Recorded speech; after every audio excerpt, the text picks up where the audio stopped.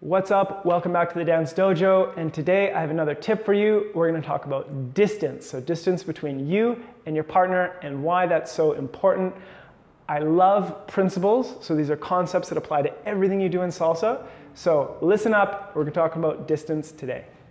All right, I'm back with my friend Emily Sanchez, and today we're going to talk about a tip about distance.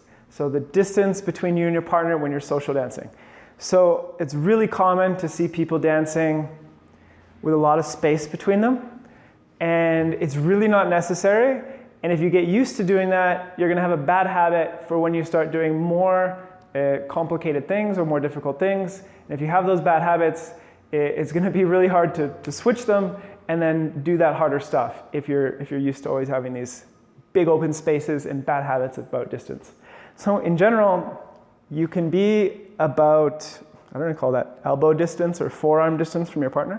Let's move this way a little bit.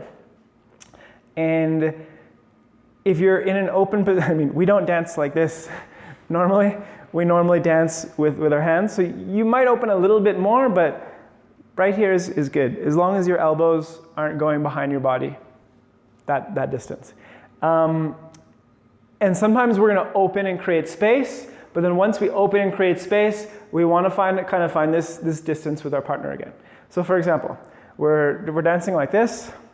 1, 2. You can do this as an exercise because sometimes if you let your hands slide out, you're going to create a lot of distance. So if you find yourself dancing like this, use this as an exercise and dance. 1, 2, 3, 5, 6, 7, and to the side.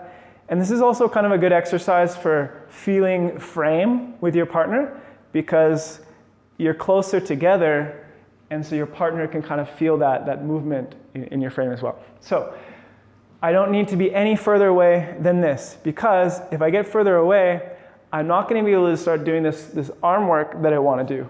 And so in order to do fancy arm stuff with my partner or with myself, I need to be close enough to my partner. And that's that, okay?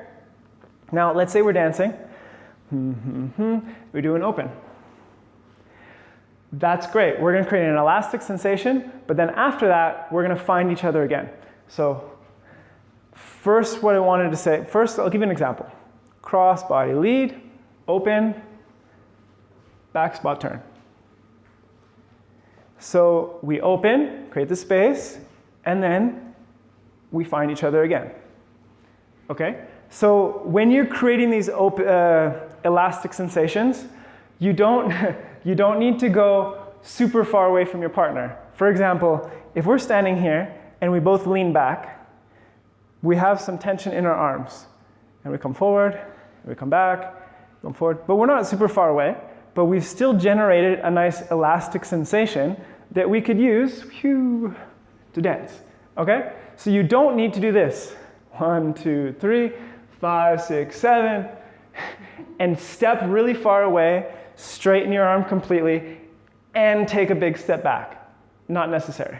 So what we recommend is if you're doing an open break, 5, 6, 7, you can keep a bend in your arm, and you only need to step back a little bit behind you, just far enough that you're not in line with the same foot. And the tension is then generated because, hey, my arm is bent a little bit, her arm is bent a little bit, and we can feel a little bit of a pull in our fingers, like that. Boing, boing, boing. But I don't need to move further away from my partner. That's just kind of wasting energy and space. We can do the same thing and be a bit closer. And this is also going to help on a very crowded dance floor. Okay? So don't do any crazy, long, straight-armed open breaks. Just 1, 2, 3, 5, 6, nice and tight. 1, 2, 3, 5, 6, 7. And then as you can see, I'm accompanying my partner again. I'm going with her. I'm not letting her go and then trying to catch up. Okay? So that's the next point. Once we open, we're going to try and find each other again.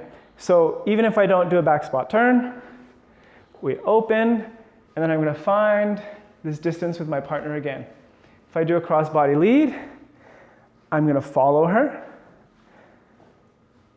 If I want to make her step big, and take up more space, I'm going to follow her. We can also do it really small. I'm going to follow her. So I'm going to change that sensation. But one tip we also wanted to give you is you don't need to take up a lot of space when you do a crossbody. So let's go here. Especially if there's a crowded dance floor, the only goal during a crossbody lead is to change spaces, or switch places. So if I open the door, Emmy just needs to arrive right there. She doesn't need to arrive over there. That's a waste of space.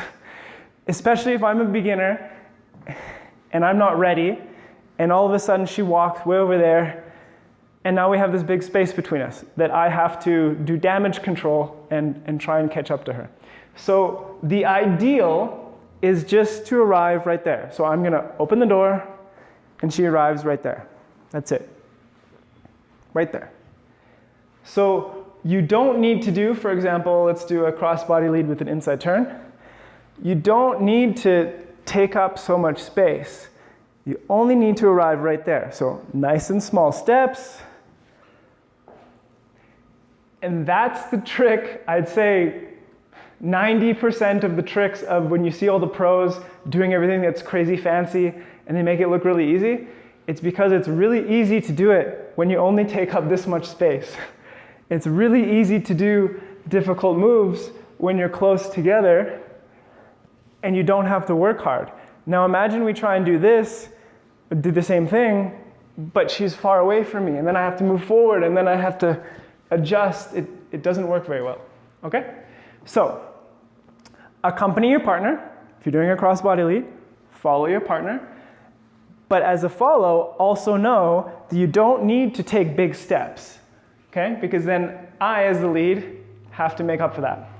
Now let's do a couple examples of, let's do from this way, inside turn to a Titanic, and I'm gonna bring her back. So I'm gonna show her where there's lots of distance between us, and then I'm gonna accompany her, and you'll see the difference. So there's lots of space, and I pull her back, and I'm not really moving with her, okay? Now we're gonna do it again, and I'm gonna move with her, and I'm gonna see which one looks better, and it's also much more comfortable for her. I guarantee you she's gonna say yes. 1, 2, 3, I'm going with her. 1, 2, 3, I'm going with her. So much more comfortable. And imagine that move that we just did. Here we go.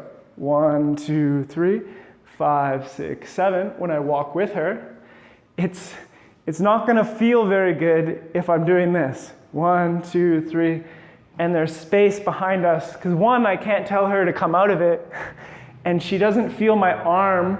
She doesn't feel my arm on her back telling her to walk forward. So she's gonna be confused most of the time, okay? So, summarizing, the goal is to stay nice and close to your partner because you don't need more space than this.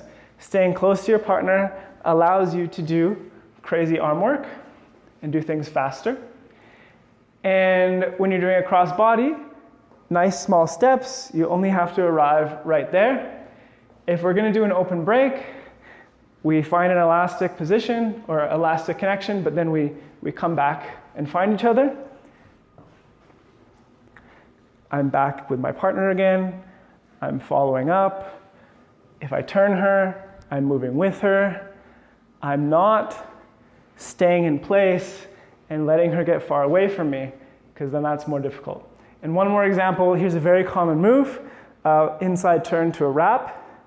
2, 3, 5. I don't want to let my partner get away from me here, because for example, now I have less options in terms of what I want to do next.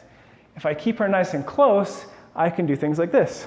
2, 3, 5, 6, 7, walk around, come back, because I'm maintaining that distance between my partner, and it gives us options.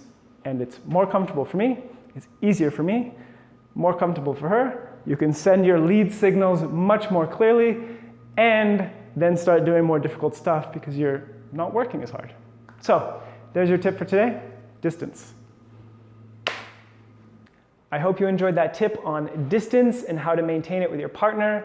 If you're looking for more ideas like this and ways to improve faster, to progress your salsa, check out our online programs at thedancedojo.com. You can try them free for an entire week, and we show you how to apply principles like this to every move in salsa, not just patterns, the individual moves that you're going to actually use on the social dance floor. So go to thedancedojo.com, try the programs free for a week, and see what you think. Literally, it will blow your mind.